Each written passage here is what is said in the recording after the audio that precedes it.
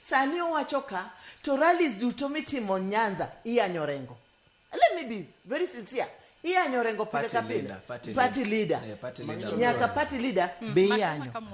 That is not the politics that we want in Nyanza.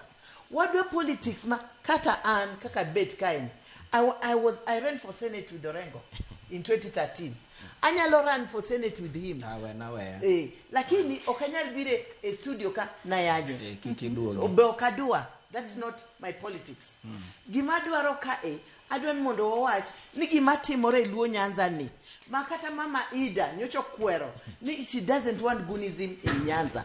Wawene keto ka jogo dwaro giket nyithindgi mondo dhi oketh hotel. Giket nyithindgi mondo dhi oneg leaders te.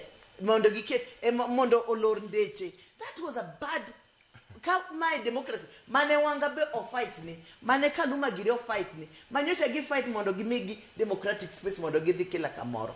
We are in electionary period. Campaign osechako from 10th of August. 10th of August next year wangi leader gigiborumo.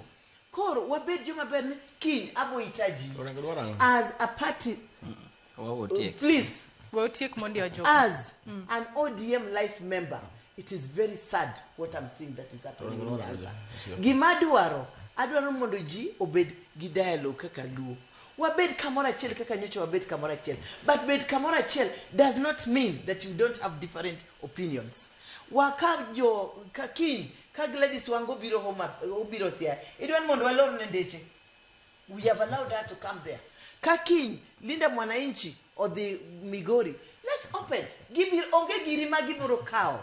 Let them sell. Tomorrow if Gashagwa do biro, we Gashagwa bi.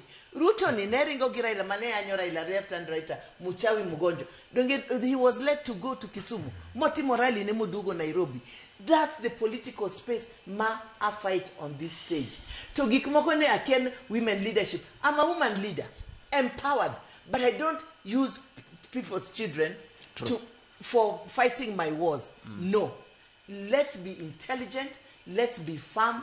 Lakini podwa bobet joluo. Development mwadwarogo makoro saniwa wachonitimo. It is our right. It is our right. It is our taxes that we pay. And Agnes Salome Awurkai are paying the government taxes. And so those taxes are the ones that bring development.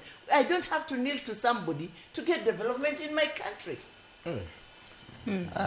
Ntege madwa na watch Joyce ni mokuonga dwa na akonyo wadwa. Okinya konya. Ni gimo wacho is very wrong. Topic manu wabire ka nen the issue to do with state of the nation to gima nyocho timere Rombe. Okna neno topic ni women leadership. Just allow me to contribute. Koro number 1 gima nyakwa kwed kabisa ni gimno timere Rombe rach. To mae temonyiso wa picha nike